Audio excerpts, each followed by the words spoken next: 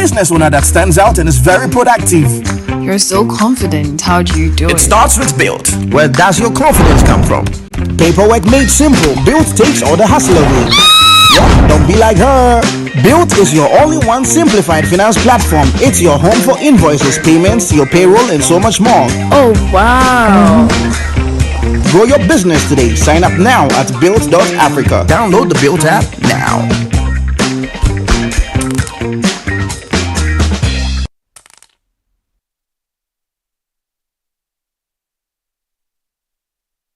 In a world filled with challenges, we all need guidance, hope, and a lifeline to anchor us. This is Lifeline, and I'm your host, Fred Crunchy Mensa.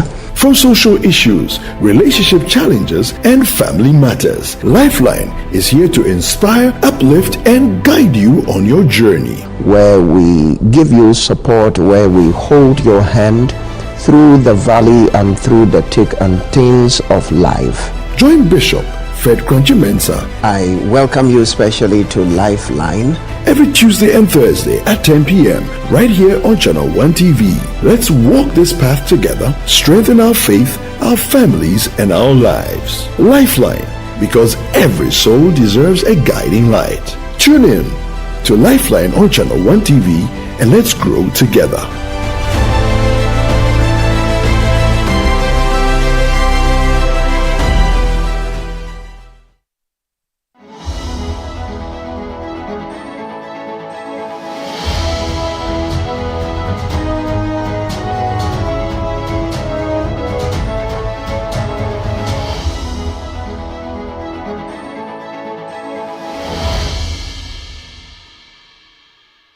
You're welcome back. You're still watching The Situation Room, coming to you live from our studio here in Accra. Situation, as I mentioned earlier, we talk politics and everything politics as far as this country is concerned. My name is Sami Wiafe, and as usual, I'm doing the show with my friend, colleague, and brother, Fred Tete Jaban. Fredo, what's up? I'm fine. I did see you last week. You missed me. I could see I that. did. Just a little bit. Don't be so excited. Just a little bit. I've admitted. How have you been, Fred? I've been well. This week has been a really busy news week. From Monday all the way to this afternoon. A lot of news stories on the political scene. Before we go through everything, this afternoon, about an hour or two ago, we heard of the news of the Koforidua High Court making or passing a judgment on the parliamentary petition filed by the NDC candidate for the 2024 election in the Nsawame Dedri constituency, Wilbert Fumi, where he was challenging the legitimacy of the election of the MP now, Frank Anodon, who serves as the whip, minority whip, chief whip in Parliament. You would recall that after the election in on December 7th, there were concerns with the collation of the result and challenges with some of the polling stations within the constituency. You also recall that there were some burning of offices and the EC's office within the constituency. That collation process was put on hold for a bit. It was later allowed to take place. Initially, there were conflicting results as to what had happened. The first news which came out at the time was that Frank Anodon had lost the election. Subsequently, we got to know that he had won the election. There, the NDC candidate decided to challenge this particular result and went to court. This matter has been in court till the lawyers of Frank Anodon filed an application asking the court to dismiss the petition brought by the NDC parliamentary candidate for Nsawam Adoedri. They are saying that the petition lacked no merit. It lacked merit. So then they didn't see the reason why the petition to carry on. The court actually heard this particular application moved by the lawyer for the Frank Anodon and the Director of Legal Affairs for the MPP, Gary Nimakon. And the court, presided by Justice Akrofa Adai, today gave a judgment indicating that, yes, indeed, there was no merit in the petition and dismissed that particular petition. So as we speak now, the court has affirmed the election of Frank Anodon as a member of parliament for Nsawam Adoji. You mentioned lawyers. Let's go on the phone and speak to Gary Nimako. As you mentioned, he's the director of legal affairs for the NPP and one of the legal representative for Frank Anodompe in the Koforidua High Court today. Gary, good afternoon. If you can hear me, thank you very much for your time. Good afternoon, and good afternoon, Fred. I hope you are fine. God is still keeping us. First of all, tell us what happened in court today. Well, let me backtrack a bit so your listeners and viewers will understand really what has gone on. You remember after the December 7th elections, and then the 9th of December, when there were a series of issues about coalition declaration, one of the constituencies that was passed was Nsawam Adoji. Yeah. Along the way, we filed a motion or notice against the Electoral Commission to compel the EC to collate and declare the results. Because in our view, one is a truncation of the collation process. The EC was compelled by law to complete the collation and the declaration. Whilst we were before the High Court, and the High Court granted the order, the plaintiff herein filed to join the matter, but the court didn't join him. Then the Supreme Court decided that they would join the plaintiff and other plaintiffs, and then went into all of them, the affidavit before the court and the affidavit before the court. The Supreme Court examined the entire evidence before it, and let me repeat again. The Supreme Court examined the entire evidence before it by all the applicants, and then said that for none of an Nsawam Adoji constituency, the results as declared by the Electoral Commission shall stand, which means that the results should not be tampered with. This same plaintiff, after whatever has been done by the Supreme Court, didn't challenge the ruling of the Supreme Court by way of a review application and went to sleep. Whether the lawyers know what they were doing or whatever, we don't know. They went to sleep. And after several months, went to the High Court in Koforidua to seek, among others, an order challenging the collation and declaration, which order the Supreme Court had already ruled that this collation and declaration of the Nsawam Adoji and of shall not be tampered with. It shall stand. I was wondering how a High Court can interfere with the decision of the Supreme Court. I was just wondering. So we filed the matter before the Supreme Court, so that the High Court to indicate that this plaintiff was a party to the matter at the Supreme Court. The court made an order or a ruling on 27th of December 2024 to the effect that the results in sort of declaration and collation for Nsawam Adoji shall stand. He didn't challenge that ruling of the Supreme Court. And so the matter is put to rest, which simply means in law we call it res judicata. Res judicata.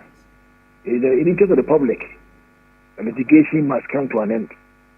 You cannot vex a man twice. Honorable Anodompe has been vexed for too many times on the same collation and declaration by the same plaintiff in different suits. In different suits. And all these suits culminated in the Supreme Court action, where the Supreme Court said the results of Nsawam Adoji, the collation and declaration, shall stand. Shall stand means shall stand, not be interfered with.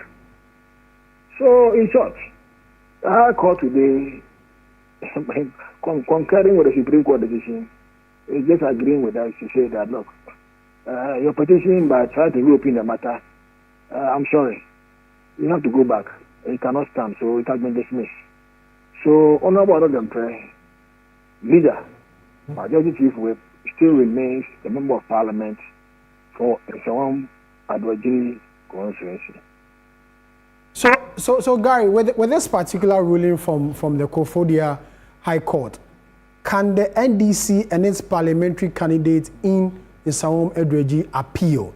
Is there any room for appeal? When they appeal, the principle of stare decisis. Stare decisis. It simply means that when the Superior Court, and the Supreme Court for that matter, makes a decision on a matter, it binds all courts below. When the Supreme Court speaks, it binds the Court of Appeal, it binds the High Court, and all lower and inferior courts. So when you appeal, what is the appeal going to do? What is the appeal going to do? The Supreme Court has already indicated that as far as the coalition declaration is concerned, the result shall stand. And that is the matter. So if you're released before the court, the High Court for that matter, in essence about coalition declaration of the same thing the Supreme Court has already ruled. When you go and appeal, can the Court of Appeal overturn the Supreme Court decision? The answer is no. So Honorable Anodonpe, leader, is still the MP and continue to be the MP, but I want to do. Also, you just mentioned the leader, Honorable Anodonpe. This particular issue... You know, Majority Chief Whip, right? Yes, yeah. Majority Chief, Minority Chief Whip. Yes, he's moved to the other side of the house. I want to explain like this. It tells you that the Holy Spirit is working. It is telling you that the goodwill of the NDC very soon is gone, and that the MPP will bounce back to power very soon. So the Holy Spirit that is speaking through me that is Majority Chief Whip. Inshallah, MPP will come back to power 2028. All right, so let's make progress. Yeah, so I was asking, after today's case, how is the minority chief whip taking this particular decision? It's been about 3 or 4 months since this case started. It's been lingering on for these number of months.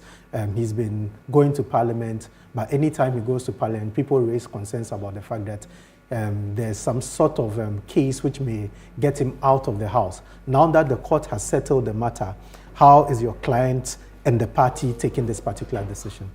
Well, I think that, every job has got hazards. And these are one of the hazards. Let's not forget that even we finished September Central, Tetima South,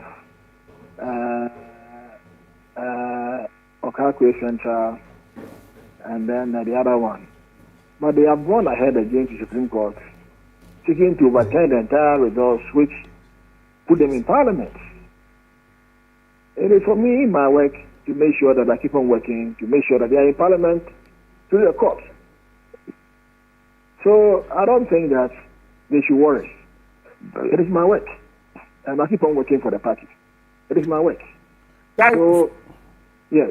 Finally, before you go, there's one outstanding constituency, which is Ablekuma North. I know they are still in courts as far as this constituency is concerned.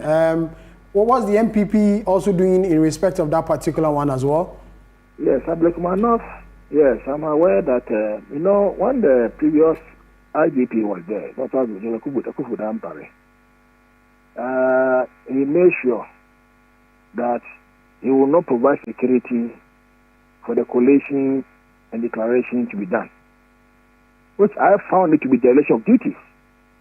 Whilst even he was in office, I was so blatant and so open and told him that what he was doing to me was very, very wrong. But he didn't listen. Sometimes people want to play double game and think that they can be here and be here at the same time. In politics, it's about loyalty. Either you are here or you are not here. Period. We have been engaging the new IGP and the Electoral Commission. We are waiting for security to just collate the only 3 outstanding polling stations. Only 3. In any event, if you put together a summation or a collation of the entire polling stations, you will know who has won and who has lost. So officially they must get put it together. When they put it together, then officially we declare who has won and who has lost. So I think that the new IGP who has come should just assist all of us to do the public duty and do what is right and what is just and what is fair under circumstances. So that they go and supervise to give the issue security and then let all the parties be there. And this one, I mean all the parties, both MPP and NDC should be there for the collation to be done, so that in the full glare, everything is done in an open, fair, transparent manner. And the winner is declared for the good of Ghana to know who has won and who has lost that particular election. I said my final question, but this particular one will be my final question. Don't worry, you ask all the questions you want to ask. Because I know that a long time you heard me talk on radio. I have not spoken on radio since December. It's in respect of... It's very deliberate. I have not spoken on radio since December. So all the questions you ask me, I will answer them. I understand you, but this one has to do with the Akwetia issue. The member of parliament, Kumi, was, is also, in some hot waters in respect of his election as well. What has happened to that particular case? You share to give us an update on it? Okay, Ernest Kumi, there are two matters before the Supreme Court of Ghana. We recollect that sometime there was an application for contempt of court against Ernest Kumi in Gyakye High Court, which the court convicted him for contempt of court, and for which we were before the court in Koforidua. We filed all manner of applications before the High Court in Koforidua in Supreme Court cases to let the judge know, that is, Justice Emmanuel Amadehe, to stop hearing the matter. He never stopped. He kept proceeding. Even to the extent that we filed an application before the court to get him that he should recuse himself. He really recused himself until he convicted him for contempt of court. Subsequent to that, we application before the Supreme Court to compel the judge to stop him from sentencing, which the Supreme Court upheld, because everything showed that what he was doing in the court in Koforidua was wrong. It was wrong.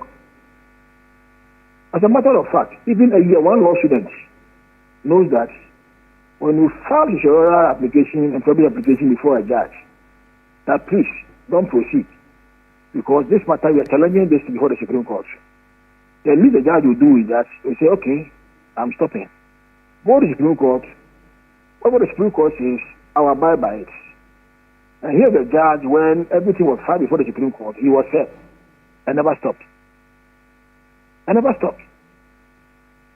To cut long story short, all that we have said is that the Supreme Court has fixed 30th of this month to give a ruling on two applications. First is and prohibition, second is and prohibition. So before the Supreme Court to deliver ruling on 30th of this month. So let us wait to see what the Supreme Court will decide on these matters.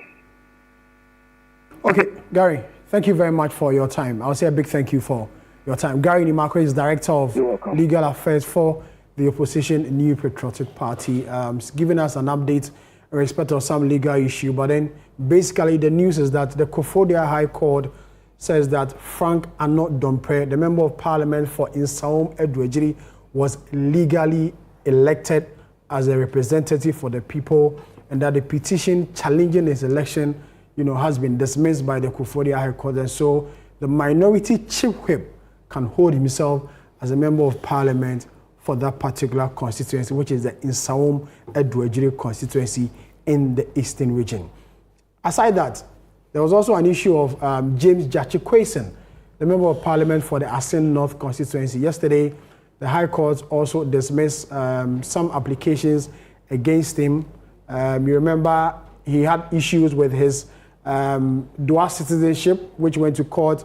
There was a pronouncement by the Supreme Court. The seat was declared vacant. There was, a by-election. He won that election, 2024 election. He stood again and he won that election. There were some, criminal, proceedings against him. Yesterday, the High Court says he's a free man. He was acquitted and discharged by the court. Fred will give us a bit of a background as to how we got here as far as the Gyakye Quayson issue, really is concerned. So, Fred, he works a free man. Yes, he works a free man. So, what you spoke about initially, that had to do with the challenge of his legitimacy to be MP at the time. Okay. So, this was within 2021 to 2025, the last parliament. Okay. So, you also recall his case is quite similar to that of, in terms, there are some similarities in terms of the one with Akwetia, the Akwetia MP. So you recall that in the early hours of 2021 or the late hours of the inauguration of the eighth parliament, of the last parliament, the sixth parliament. There was applications which were made to stop James Gyakye Quayson from being sworn in as a member of parliament. I remember that night very well. And he went in, he managed to get himself sworn in as a member of parliament. There was a challenge to his legitimacy, just like there was a challenge to the legitimacy of Anodom Prayer. Okay. They went through the court found him to not to have been duly elected or properly elected based on the fact that he had dual citizenship and he hadn't denounced or hadn't received Canadian citizenship, hadn't received a certificate denouncing his Canadian citizenship. Based on that, the High Court then in the Central Region, Cape Coast to be specific, declared that he could not hold himself as a member of parliament. Okay. This issue went to the Court of Appeal, went to the Supreme Court. The court still upheld the decision of the High Court. Finally, there was a by-election. James Gyakye Quayson went ahead to win the election. But in the process of the by-election and winning the election, the Attorney General at the time, Koforidua High Court, went to court with some criminal charges against James Gyakye Quayson. And the charges included forgery, perjury, and false declaration. According to him, the MP now for Asin North had lied or deceived officials of the Electoral Commission in the state of denouncing his citizenship with his Canadian citizenship, had forged documents based on that to be able to get onto the ballot sheet to be elected as a member of parliament. These were basically the charges brought against him, and it was a back and forth. You realize that at a point, Mr. Gyakye Quayson joined the campaign to be re-elected again for the second time. He's now gone to the parliament. He's had 3 elections. So his second election, you recall that during that campaign, he was supposed to be reporting to the court every single day, making it very difficult for him to win the campaign. He went through the process, and after a long time, the court gave a decision. But even before the court gave the decision, you recall also that the Attorney General decided to withdraw some of the cases or file some nolle prosequa in some of the cases which had been sent by the previous Attorney General. Okay. So you had some cases withdrawn, including the case of Mr. Stephen Opuni in the Cocoa Board trial. Yeah.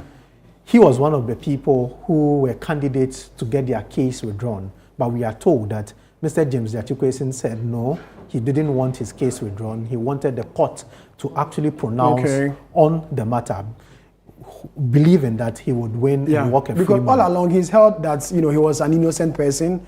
The whole trial was politically motivated, and he was very confident he could go through using the justice system. Exactly. So after the back and forth, the state closed their case. So it's a criminal trial. So the state would make their case. So the state closed the case. And after closing the case, lawyers of Mr. Gyakye Quayson filed a submission of no case. Okay. They indicated that whatever evidence the state had put forward to the court did not hold water. They were not proper evidence. So they believed that the case should end there instead of their client being directed or ordered to open his defense. The judge also went through the application of the submission of no case and agreed with the lawyers of Mr. James Gyakye Quayson, and to yesterday acquitted and discharged him. Well, he spoke to the media after this particular ruling by the court. So let's just take a listen to what James Gyakye Quayson, member of parliament for Asino, told journalists who had gone to the court to report on this particular issue. It's almost expected because you see, when a man is innocent, no matter what you do, it will be pronounced at some later date. They were for persecution. They were trying to prosecute you. But this is a court of law. That's the difference between prosecution and persecution. And I'm very proud that Our Lady Justice, Mary, I was going to tell her in the courtroom, but I mean, the rules doesn't allow that. I was going to tell her she's a very decent human being, and more blessings for her. Thanks to God, thanks to all these people behind me, family, friends, my dear sister here, Member of Parliament. We are all in this together. Freeman James Gyakye Quayson, Member of Parliament for the Asin North constituency, speaking to journalists after the High Court on Wednesday, ruled that indeed he's a free man and can go about his normal duties as a Member of Parliament for the area. So James Gyakye Quayson, Fred, is a free man, no issue against him. He holds himself a Member of Parliament for the good people of Asin North constituency. Yes, he holds himself out as the legitimate Member of Parliament for the people. With no criminal records. With no criminal record. Because if the court acquits and discharge you, it means there's nothing really wrong with you. Yes. Okay. Yes. Fred, let's move on. It's been a week of cocaine and money laundering and the likes. Remember when Intim Fojo addressed a press conference, Member of Parliament for Asin South, I guess. Yes. So this is a neighbor to James Gyakye Quayson. Yes. And it's been back and forth, and the politics of it, we've all seen. Yes. Now, it's a fight between the MPP and the NDC. Yes. And you don't know who to believe now, depending on where you are hearing the story from. Yes. Just yesterday or Wednesday, we saw National Investigative Bureau, NIB people, storm the house or the residence of Reverend Intim Fojo, objectively to go and arrest him. But the minority leadership and some members of the minority resisted the arrest. We are told, or we have information today, Thursday, that he may report to the NIB with the minority leader, Apenyo Maki. What information do you have? So, Sami, what we are hearing is that as part of the conversations with the officials of the NIB in his house yesterday, there was an indication that Reverend Intim Fojo would report to the NIB with the majority leader. We tried to confirm the minority leader. Former majority leader, now minority leader, Alex Afenyo Makin. We are told that that was the agreement we reached this morning on our Breakfast Daily program, the news analysis program. A senior member of the NDC, Nilante Van der Poel, also put out the same information, indicating that they were to report at 10 a.m. to the NIB today. As we speak, our checks with the NIB does not indicate that Mr. or Reverend Intim Fojo and the minority leader have reported. You'd also recall that in the conversations yesterday, the minority were insisting for the right procedure to be followed. They believe that there was a procedure or there was a process for interviewing or arresting a Member of Parliament. Based on that procedure, yesterday the Chief Whip, Minority Chief Whip, Anodon Prayer, wrote a letter to the Speaker telling him what had happened and asking the Speaker to ensure that all security agencies follow the laid-down procedures to invite a Member of Parliament. And the lay-by procedure is that you write to the Speaker of Parliament. The Speaker of Parliament will then release the MP or organize a meeting between the security agencies and the MP in Parliament, where whatever interrogation would have to take place would take place. So they are insisting that they think that this is the procedure which should go on. People within the national security or the security apparatus also believe otherwise. What we know for a fact is that the NIB had written to the Speaker of Parliament and are awaiting a response. But before the Speaker could respond to their request to get the MP released, they went ahead to go and pick him up yesterday, which was followed by the minority. There's been conflicting reports as to whether there was a court order. Some people within the security circles indicate that or tell us that there was a court order. A court order we haven't seen yet. A court order they haven't made public. So the stories keep on changing. Whether there's a court order or there was not a court order, whether they couldn't wait for the Speaker to go ahead to give them permission because to do we just before Intim Fojo's own about a week ago, we also saw a letter from the Speaker directing that some 2 members of Parliament be made themselves available for interrogation by the CID. Exactly. Kwame A. Plus and then Mustafa Yusuf. So we're expecting a similar letter, which will also give a go-ahead for Reverend Itinfojo to also be interrogated. We haven't seen that letter, and so it goes to confirm whether indeed there is a letter or there's no letter, or there's a rant or there's no rant in that respect. As I mean, this issue, I mean, for me, I think it's dragged too long. Yeah. It's dragged too long in the sense that somebody makes an allegation, the president issues a statement and says that the person should collaborate with security personnel to substantiate the allegation and help security personnel to deal with whatever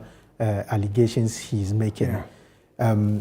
The gentleman has not gone to give anything. He, on the other hand, writes to the committee which he serves on, the Defense and Interior Committee, and asks for a meeting with the security apparatus for them to brief them. It's been a back and forth. I think that there should be an end to this.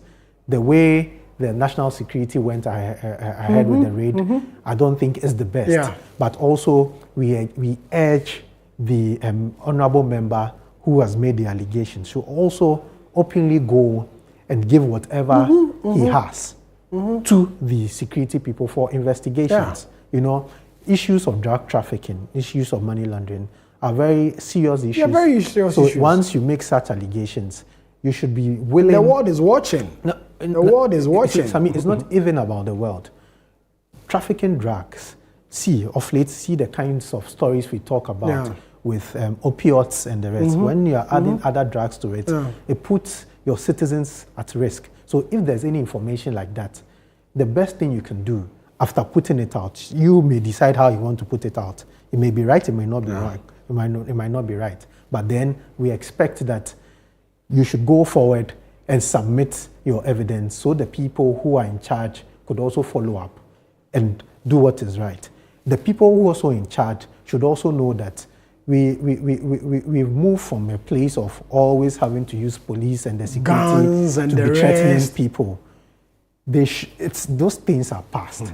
They should really look at it, sit back, invite him, wait for the speaker, and get whatever information. This issue has been dragging for 2 weeks, and I think we need to bring some finality. You're still watching The Situation Room, coming to you live from our studio here in Accra. Fred Jabano. My name is Sami Wiafi. We'll go for a quick break. When we come back, President John Dramani Mahama continues to nominate individuals to occupy the various district, municipal, and metropolitan assemblies across the country.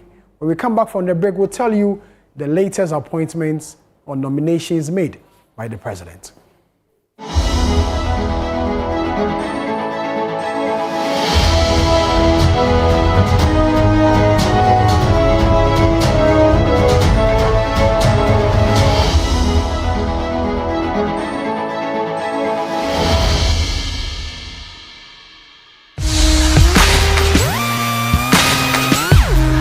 Looking for the latest buzz in Ghana's entertainment world? Welcome to Ghana Weekend, your ultimate destination for all things creativity and entertainment. Stay in the loop with breaking news, exclusive interviews, and then insider stories from your favorite creatives and stars. From music, movies, fashion and art, lifestyle and culture, Ghana Weekend brings it all together. Get a daily dose of entertainment, discover new talents, and never miss out on the creativity that defines our vibrant culture. Stay connected with us across all platforms. Follow us on Instagram with the handle Ghana Weekend, on X Ghana Weekend, on TikTok Ghana Weekend, at Ghana Weekend TV on YouTube for the latest in entertainment, travel, and everything Ghana. Don't miss out. Join the Ghana Weekend family today. Ghana Weekend, where entertainment meets creativity. Visit GhanaWeekend.com now.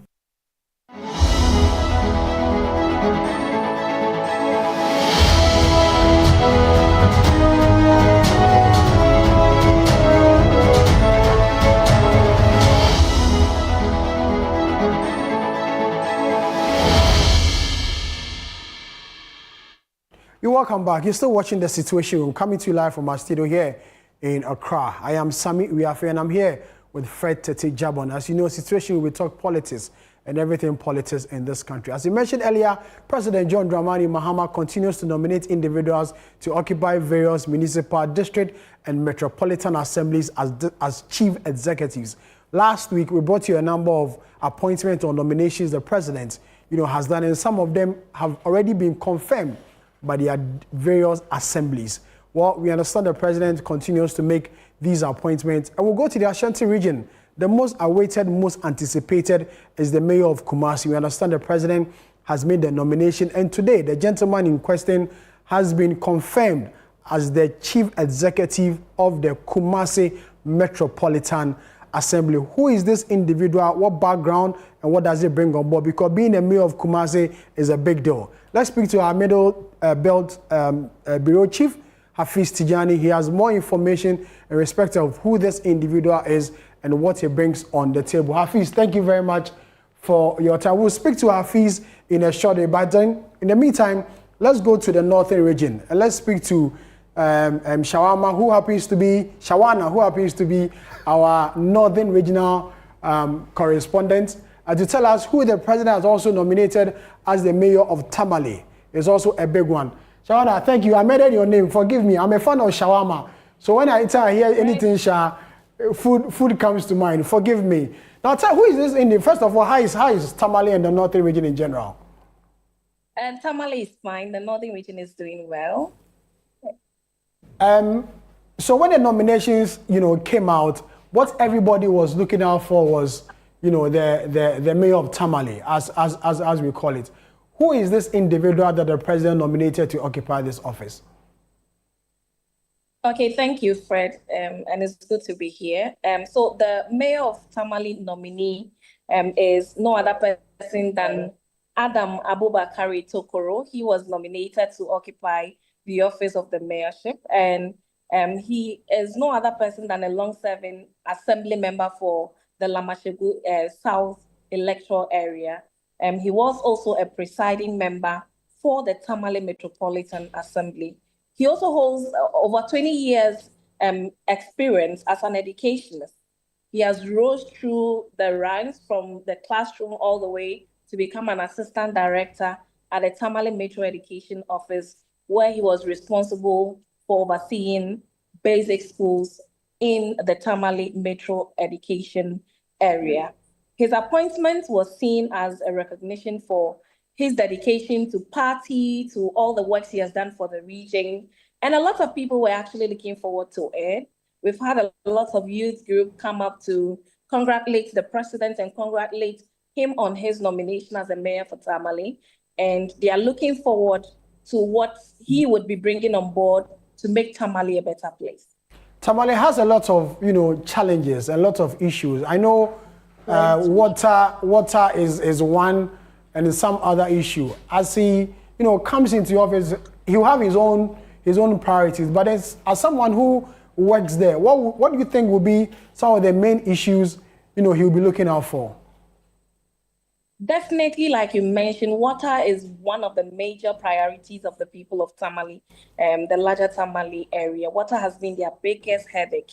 And if we move away from water, let me just put wash in general is a big thing when you come to Tamale. When you talk about water, you can't leave away the issue of sanitation. The sanitation status of the area has to be looked at carefully. And also when it comes to security and also some of the issues of drug abuse, it is one major thing the mayor cannot afford to lose sight of as he comes to take over the leadership of the area. A lot of the youth are into drugs. We have a lot of task forces being formed to oversee or to make sure that the issue of drug abuse in the area is actually managed and, curtailed. But we still keep witnessing, and in recent reports, everybody saw that the issue of drug is a serious thing that the mayor will not be able to turn a blind eye on. Like I mentioned, sanitation is also another big thing. And one other thing I can't forget to talk about, because we discussed about this morning, is educational infrastructure. It is one other area the mayor of Tamale would have to turn attention to. Is one other thing he has to give attention because he's a teacher. He has a teaching background, and so it's something he must give attention to.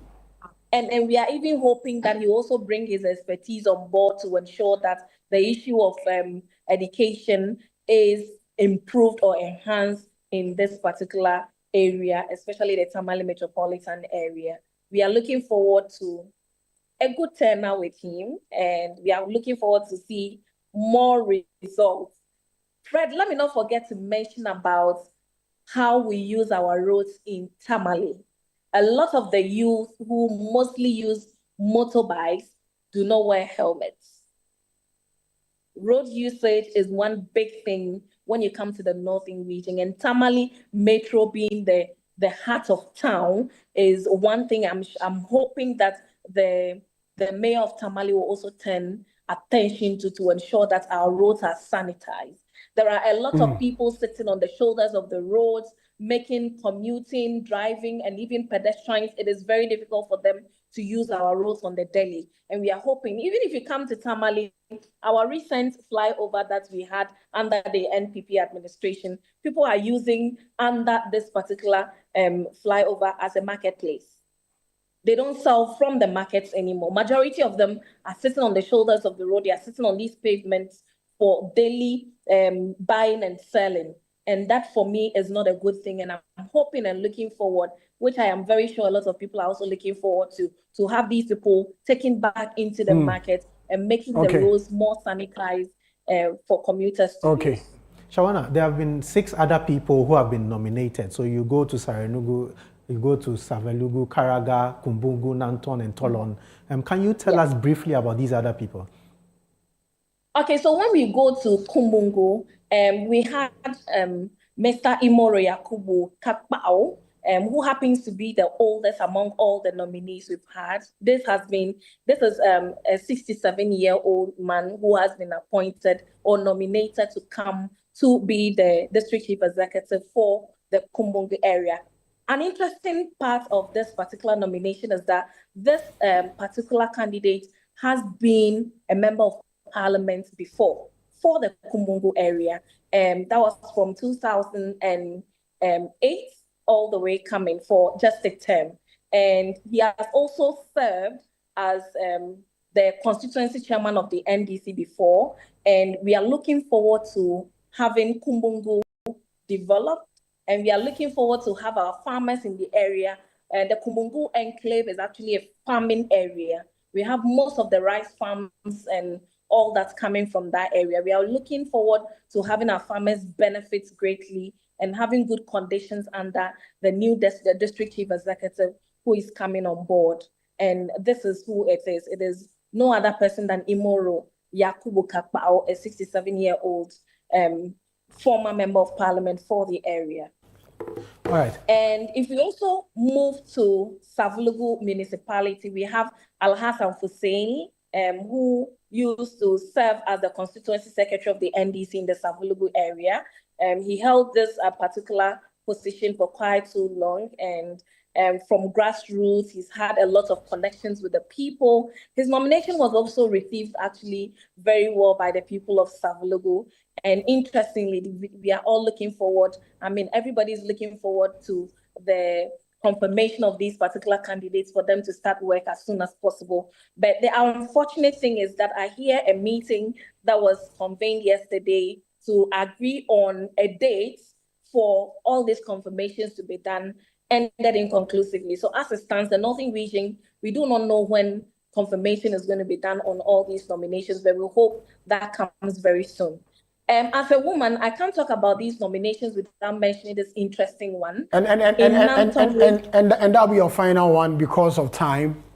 So tell us, who is this particular nominee for? We are talking about the Nanton area, yes.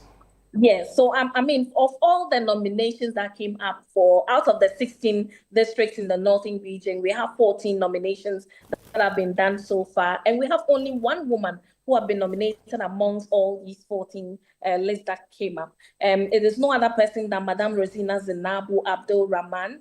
Of course, she's also an educationist. She's gone through the ranks and file of the education, Ghana Education Service, to even serve as a girl child education coordinator in the Sanarugu municipality. For me as a woman, I'm actually happy to hear that Hello, Shawana. Hello. Unfortunately, the internet is not our best of friends at the moment. Shawan's line just dropped, but then she was telling us who the president has, nominated for the various, district and metropolitan assemblies within the northern region. Sarah Nugu talks about Tamale, Adam Abokari, talking about Sablugu, there's Al-Hassan Husseini, and then Karaga, Idrisu, Yakubu, Dasana. She mentioned the Kumbogo area, Imoro Yakubu, who is 67 years old. She was just giving us information about Rosina Abdul Rahman for Natom, and then for the Tolon district, there is Seidu Brahma, nominated by the president to serve as district chief executive and metropolitan chief executives in these areas. Let's move on from the northern region. Let's go to the Ashanti region, because the interest was in the Kumasi area. Who becomes the mayor of Kumasi? A position held by, a number of great people. Talk about Kojo Bonsu. Okumkom, yes. He's the greatest of them all. The greatest of them all. And then came Maxwell Kofi Juma. Exactly. Maxwell Kofi Juma. And then Kojo Bonsu also became mayor of Kumasi. And so the expectation was high as to who was going to be the mayor of Kumasi, next. Under the MPP, it was former regional secretary Sampine. Sampine was the mayor of Kumasi until the party, left government. And we are told that President Mahama has nominated Richard Ofori Ajiman. Richard Ofori Ajiman.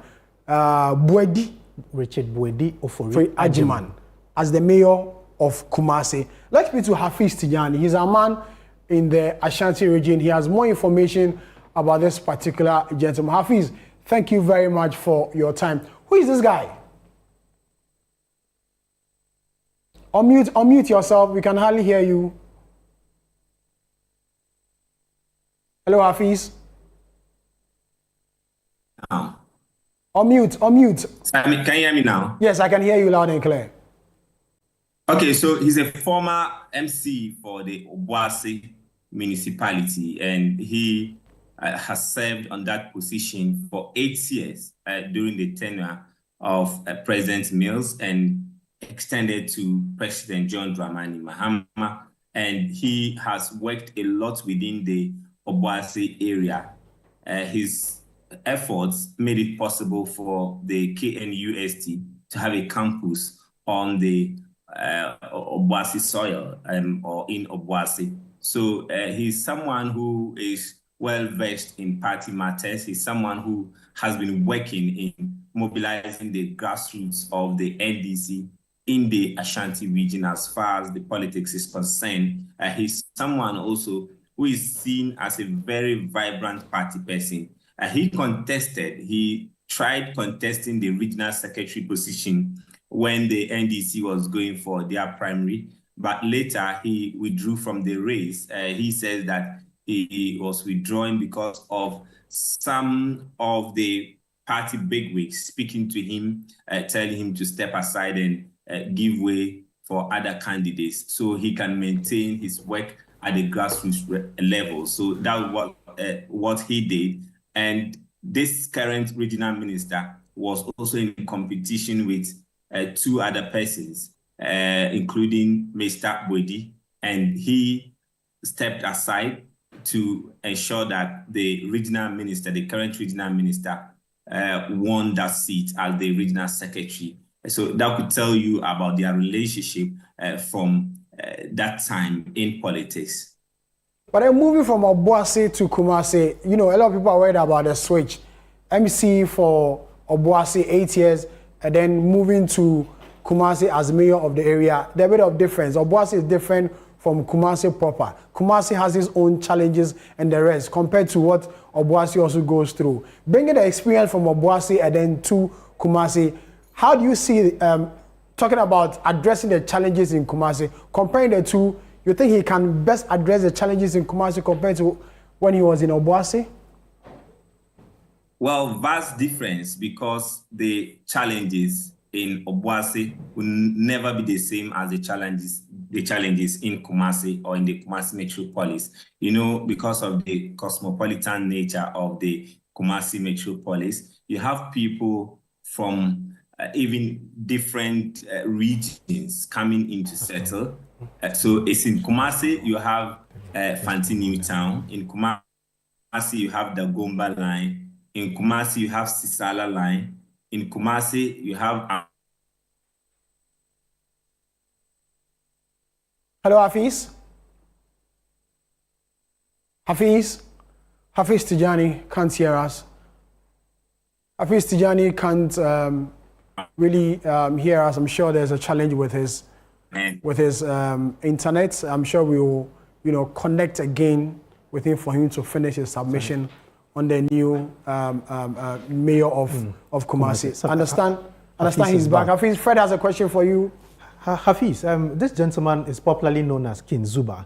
You've actually given us his relations or his history when it comes to the NDC in the Ashanti region. The challenge a number of people are having within the region and within the party is whether these two gentlemen, the mayor of Kumasi now and the regional minister, will be able to work together, looking at the history, especially going into a contest one we're drawing. Can these two people work together? Because, in the politics of the region, in the politics of the NDC in the region, there are a lot of rivalries and groups. Can these two people, King Zuba and the regional chairman and the regional minister, work together? So that was a question I posed to the regional minister, and he says that not even from today when he was confirmed or even before his nomination, he's been working with him. So King Zuba was so embedded in trying to ensure things were normalized when during the recent Edum fire incident, he was seen with the regional minister in every step, trying to help the regional minister coordinate affairs even before the nomination came. But even with that, people said that because he went for the vetting and he knew that he was part of the people who were seeking to occupy that position. That was why he was so active in helping out matters. But the kind of relationship you saw with him, with the regional minister, when the incident happened, was something one could tell from afar that these two gentlemen were going to work together for the interest of the region and the metropolis. And, the kind of politics you mentioned even within the Kumasi metropolis, it's not so easy. So you have divided assembly members, most of the assembly members, majority of them being from the MPP side or known MPP members, and he being an NDC member. But even with him being at Obuasi, he used to spend most of his time here in Kumasi. So most of the assembly members, he is so close with them, and he expects that the assembly members are going to give him the full support. And he has even started making some comments about this is not about politics. They should put their political colors aside and work for the interest and development of the Kumasi metropolis. And he says that he and the assembly members are going to work to please and also maybe give the overlord of the Ashanti Kingdom, the Ashanti Otum 482, the second, the trust that he has put in them. And then he has even started making some promises or some pledges that next week, Wednesday, he's going to embark on a rigorous decongestion of the city. This has been a major concern for residents, so sanitation, decongestion, and also the completion of stored markets projects and other infrastructure projects. So these are some of the areas he says he's going to be tackling. Thank you very much. Hafiz Tijani is our man in the Ashanti region, bringing us up to speed as far as the nomination of the mayor of Tamale. We are talking about Richard Ofori Ajimai, mayor of Kumasi. Mayor of Kumasi, giving us some updates. Hafiz Tijani, our man in the Ashanti region, giving us the update on the individual the president has nominated to be the mayor of Kumasi. We are still doing these nominations made by the president. We started with the Northeast region. We've done Ashanti. We'll do the other regions, the Central region, the Eastern region, the Western region. We'll do all these regions and know the individuals the president has nominated or appointed to occupy the various district, municipal, and metropolitan assemblies across the country. So, Fred, gradually, looks like the government is taking shape. It's taking shape. As we speak, there's a vetting ongoing for the Greater Accra region. This is the third vetting which has taken place. But I thought they did that some time back. Yes, there's been a first one, there's been a second one. This is the third one which is taking place. It's been taking place from Tuesday. We are hopeful that by tomorrow they would have brought to an end the vetting and would present the names of the selected people. Everybody's waiting for Mayor of Accra. Yes. That's what everybody's waiting for. Selected people to the president, and the president will announce. Already he's mentioned or he's released the nominees for the Central region. So by next week, I'm sure we would have to discuss the Central region and discuss possibly the Greater Accra region. And do Eastern region and Western region exactly. and the rest. As you said, everybody is looking out for the Mayor of Accra. I am looking out for who will be the chief executive of the Ghana East Municipal Assembly. Well, in the Central regions, I live in Kaswa, so I'm waiting for who will be my MC. It's been announced. It's been announced, but I'm here to meet him or her. It's been another exciting edition of The Situation Room. I came to you live from our studio here in Accra. My name is Sami Riafe, and I'll be here with Fred Tete Ijabana. Until we come your way again next week, with the good Lord be with you.